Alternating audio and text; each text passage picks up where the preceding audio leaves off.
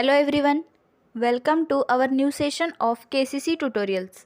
मुलांनो, आज आपण 8th स्टँडर्डच्या इंग्लिशच्या पुस्तकातील द अनसिंकेबल शिप हा लेसन शिकणार आहोत. अनसिंकेबल शिप म्हणजे न बुडणारी जहाज. इतिहासात घडलेल्या टायटॅनिकच्या एका दुर्दैवी अपघाताबाबत आपण या विषयात या पाठात माहिती घेणार आहोत. टायटॅनिक नावाचं जहाज हे समुद्रामध्ये बुडालं होतं, त्याची ही कथा आहे. त्याच्याविषयी हा पाठ आपण शिकणार आहोत. व्हिडिओ स्टार्ट करण्याआधी एक रिक्वेस्ट आहे की आपल्याला जर आमचे व्हिडिओज आवडत असतील, त्याचा फायदा होत असेल तर याला जास्तीत जास्त लाईक, शेअर व कमेंट करा आणि आमच्या चॅनलला सबस्क्राईब करा. चला तर आता मग सुरू करूयात आपला lesson. The unsinkable ship. Unsinkable म्हणजे न बुडणारी, शिप म्हणजे जहाज, न बुडणारी जहाज.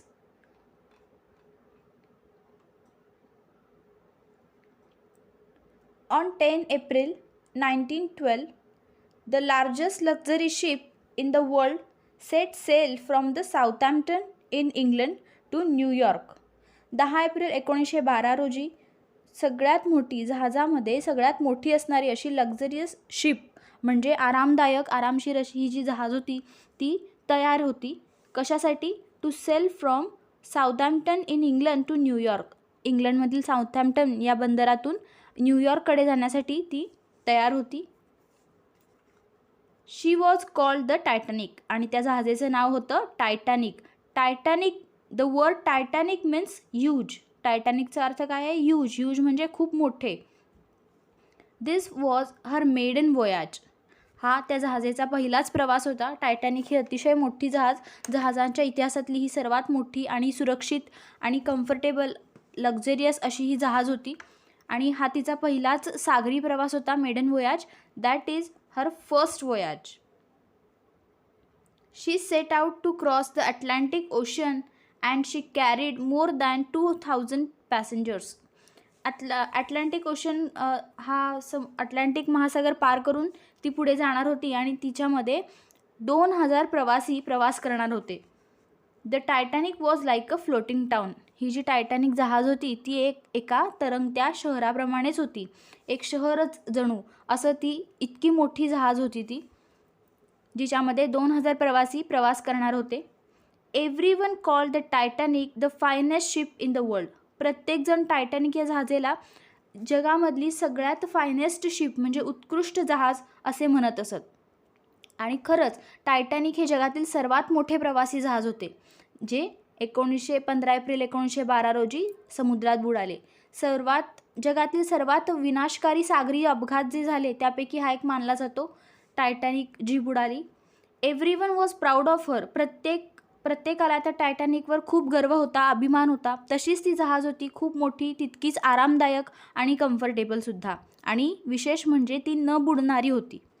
शी was as tall as a building with 15 stories. 15 मजले एका बिल्डिंगचे इतकी उंच ती जहाज होती. Inside she was like a large hotel with a grand staircase. आतमध्ये काय काय होतं त्या जहाजेच्या? Large hotel with a grand staircase. खूप मोठ्या अशा पायऱ्या असलेलं एक हॉटेल, डायनिंग रूम्स होत्या, शॉप्स अँड स्विमिंग पूलसुद्धा त्या जहाजेमध्ये होते. इतकं सगळं त्या जहाजेमध्ये होतं. Everyone thought that the Titanic कुड नेवर सिंक. आणि प्रत्येकजणच असा विचार करत होता की टायटॅनिक ही जहाज कधीच बुडणार नाही, कारण ती बांधतानाच तशी बांधली गेली होती की ती कधीही बुडणार नाही. They called her the unsinkable ship. सर्वजण त्या जहाजेला काय म्हणत असत? अनसिंकेबल म्हणजे कधीही न बुडणारी ही जहाज आहे. The ship's builders were so sure of this that they put only a few life boats on the ship.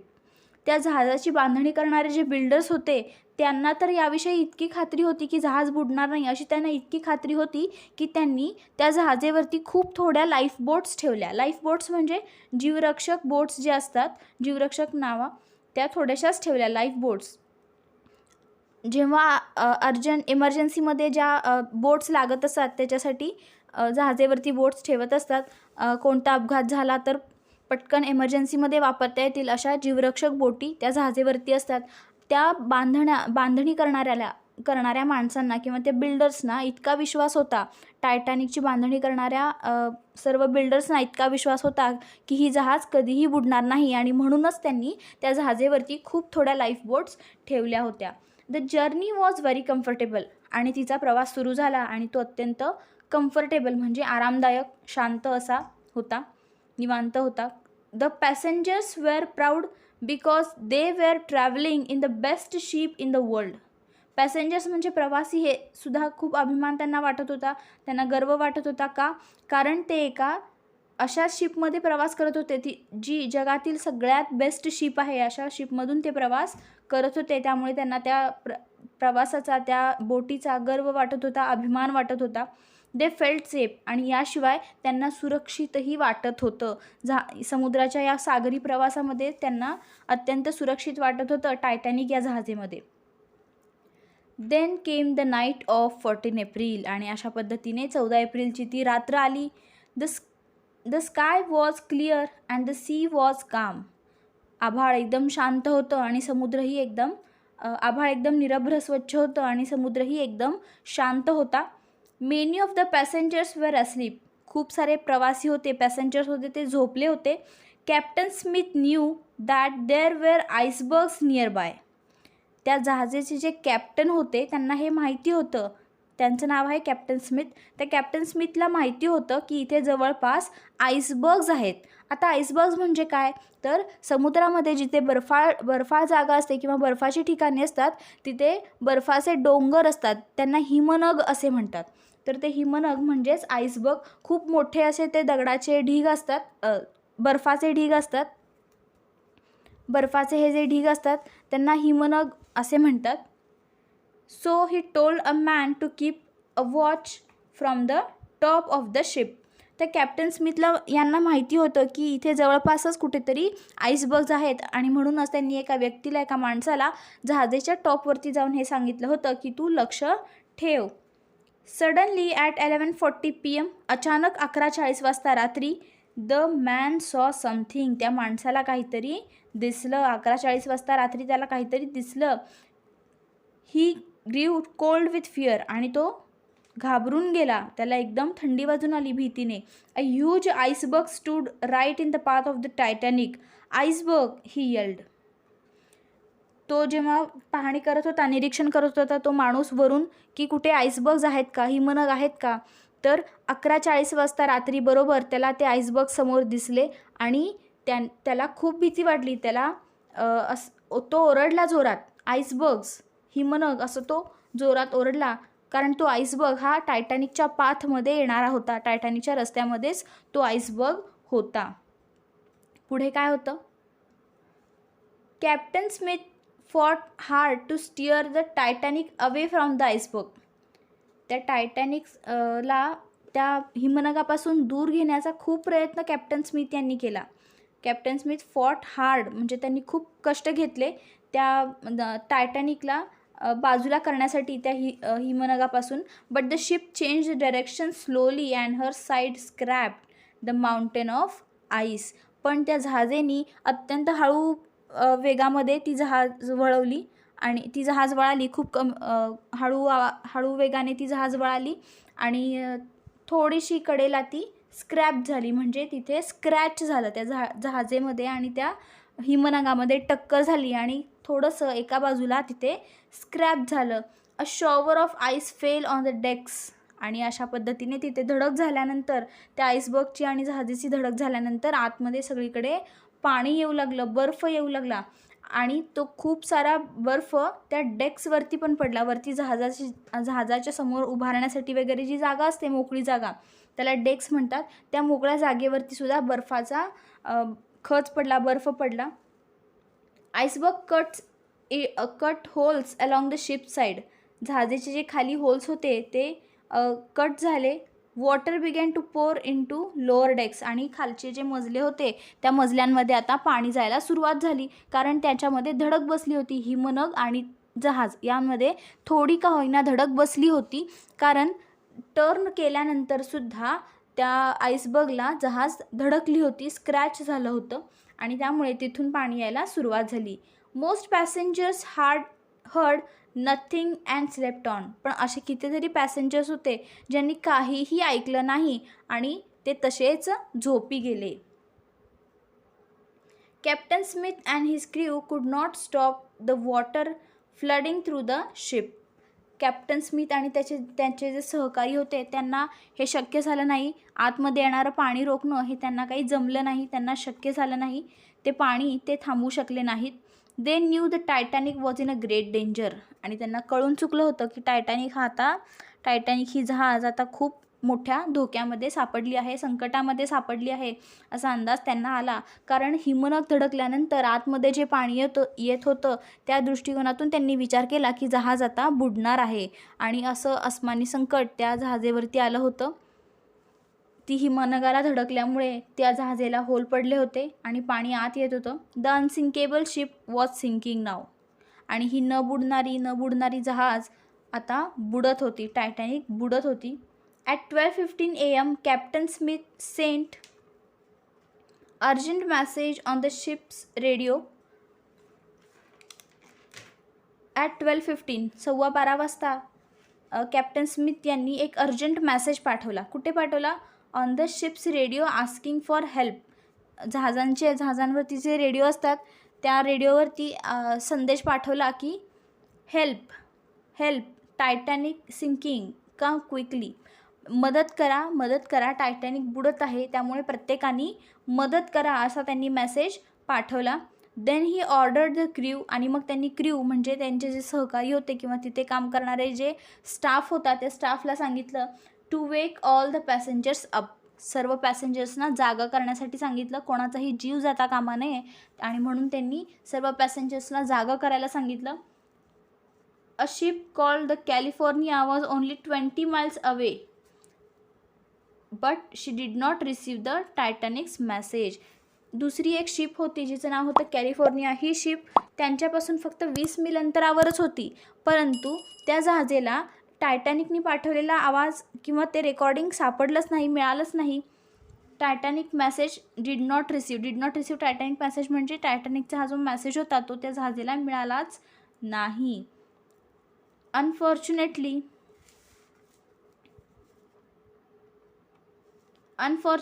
the Carpathia was far away and she took over 3 hours to reach the Titanic. आणि दुसरी अजून एक सुद्धा जहाज होती जिचं नाव होतं कॅर्पेथिया ही जहाज त्या टायटॅनिकपासून खूप दूरवर होती आणि तिकडून तिला इथे जवळ पोचण्यासाठी खूप वेळ लागला. कॅर्पेथिया वॉज फार अवे, खूप दूरवरती जहाज होती.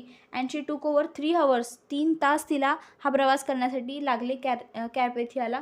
मीनवाईल या दरम्यानच्या काळामध्ये the Titanic was sinking rapidly. पटपट ती जहाज आता बुडू लागली होती कारण तिच्यामध्ये आतमध्ये पाणी येत होतं.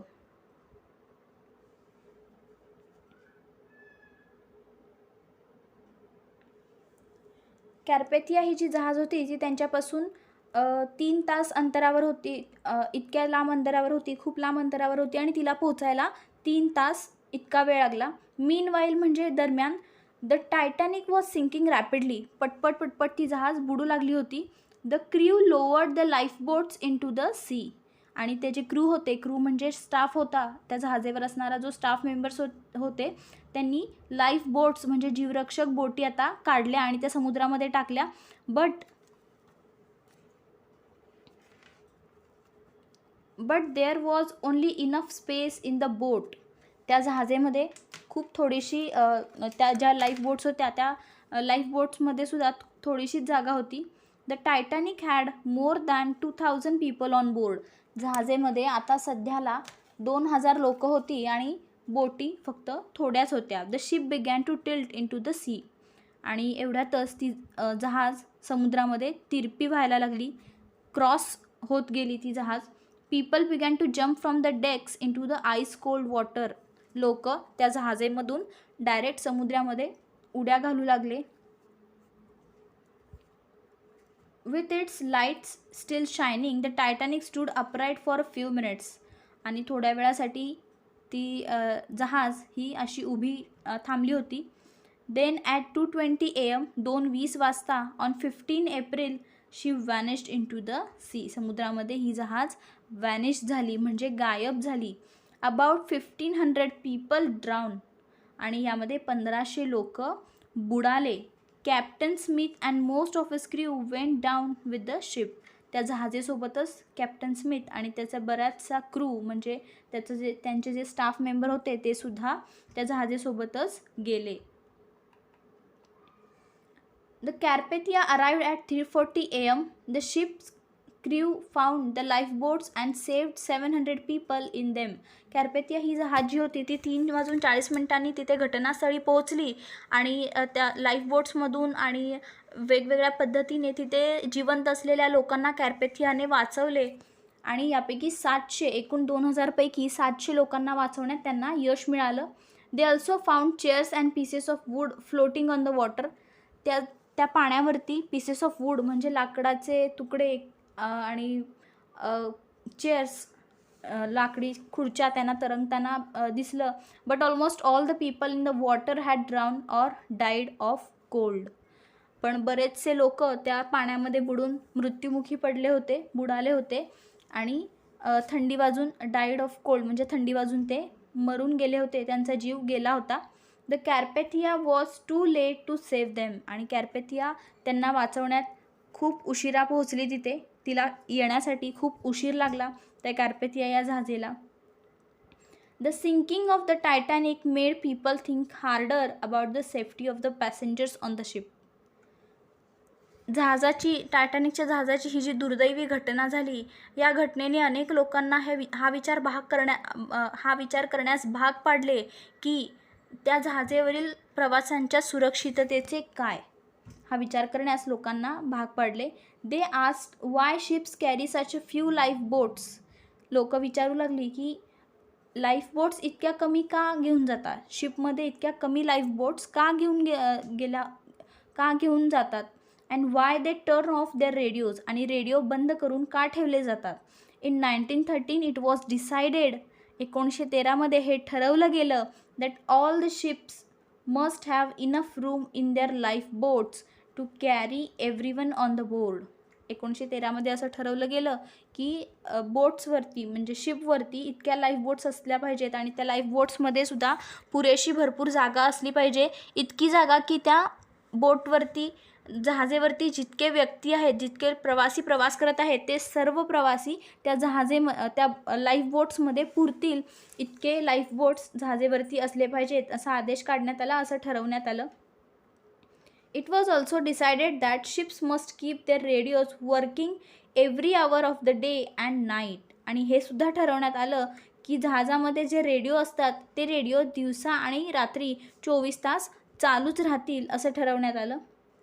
In 1985, scientists sent a submarine to look for the wreck of the Titanic. 1985 नंतर अनेक सायंटिस्टनी म्हणजे वैज्ञानिकांनी एक पाणबुडी तिथे खाली पाठवली होती.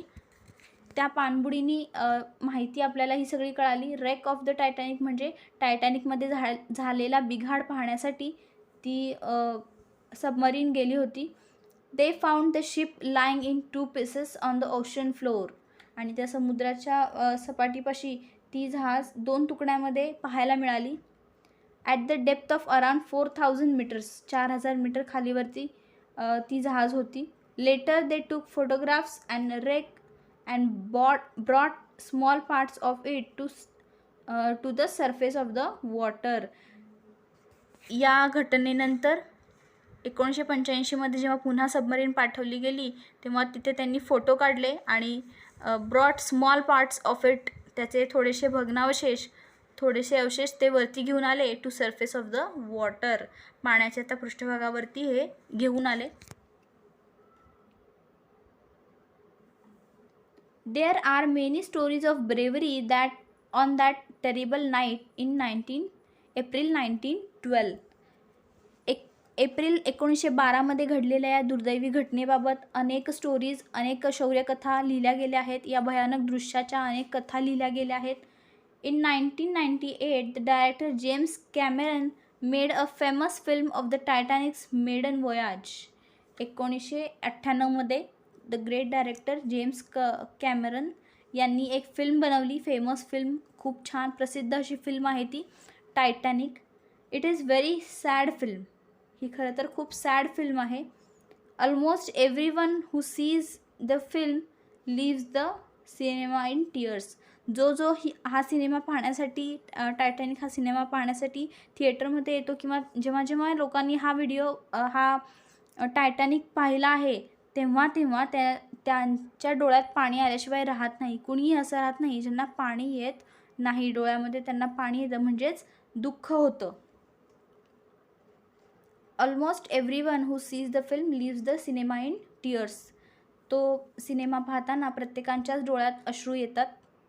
अशी ही दुर्दैवी घटना 15 एप्रिल 1912 रोजी घडली, ज्यामध्ये जवळपास 1500 प्रवासी बुडाले. एकूण 2000 प्रवाशांपैकी 700 प्रवाशांना वाचवण्यात कॅरपेथिया या जहाजेला यश आलं. आणि अशा पद्धतीने अनसिंकेबल शिप हा लेसन इथे आपला संपलेला आहे. यातील वर्ड मिनिंग्स आता आपण पाहू. लक्झरी म्हणजे आरामदायक. मेडन वोयाज म्हणजे पहिला सागरी प्रवास. पॅसेंजर्स म्हणजे प्रवासी. फ्लोटिंग टाउन म्हणजे तरंगते शहर. फायनेस्ट शिप म्हणजे उत्कृष्ट जहाज. स्टोरीज म्हणजे मजले. सिंक म्हणजे बुडणे. अनसिंकेबल शिप म्हणजे न बुडणारी जहाज. लाईफ बोट्स म्हणजे जीवरक्षक बोटी. कम्फर्टेबल म्हणजे आरामशीर, आरामदायक. काम म्हणजे शांत. आईसबर्ग्स म्हणजे हिमनग. येल्ड म्हणजे ओरडला, किंचाळला. टू स्टिअर म्हणजे वळवणे. स्क्रॅप म्हणजे स्क्रॅच झालं, त्या जहाजेला स्क्रॅच झालं. टू वेक म्हणजे जागे करणे. अनफॉर्च्युनेटली म्हणजे दुर्दैवाने. मीनवाईल म्हणजे दरम्यान. रॅपिडली म्हणजे लगेचच, पटकन, भरभर. टिल्ट म्हणजे तिरपी होणे, क्रॉस होणे. वॅनिश्ड म्हणजे गायब झाला. ड्राउन म्हणजे बुडाले. सबमरीन म्हणजे पाणबुडी. तर रेक म्हणजे बिघाड. टायटॅनिकमध्ये काय बिघाड झाला हे पाहण्यासाठी 1985मध्ये वैज्ञानिकांनी सबमरीन पाठवलं होतं. रेक म्हणजे बिघाड, झालेला बिघाड. ब्रेवरी म्हणजे शौर्य. टेरिबल म्हणजे भयानक, भयंकर अशी ही घटना होती. जगातील सर्वात विनाशकारी सागरी अपघातांपैकी हा एक अपघात आहे. टायटॅनिक हे सर्वात मोठे प्रवासी जहाज होते, जे 15 एप्रिल 1912 रोजी समुद्रामध्ये बुडाले. आईसबर्गला धडकून ही दुर्दैवी घटना घडली. अशा पद्धतीने हा लेसन इथे संपलेला आहे. आपल्याला जर व्हिडिओ आवडला असेल तर याला जास्तीत जास्त लाईक, शेअर व कमेंट करा आणि आमच्या चॅनलला सबस्क्राईब करा. And thank you for watching our videos and goodbye.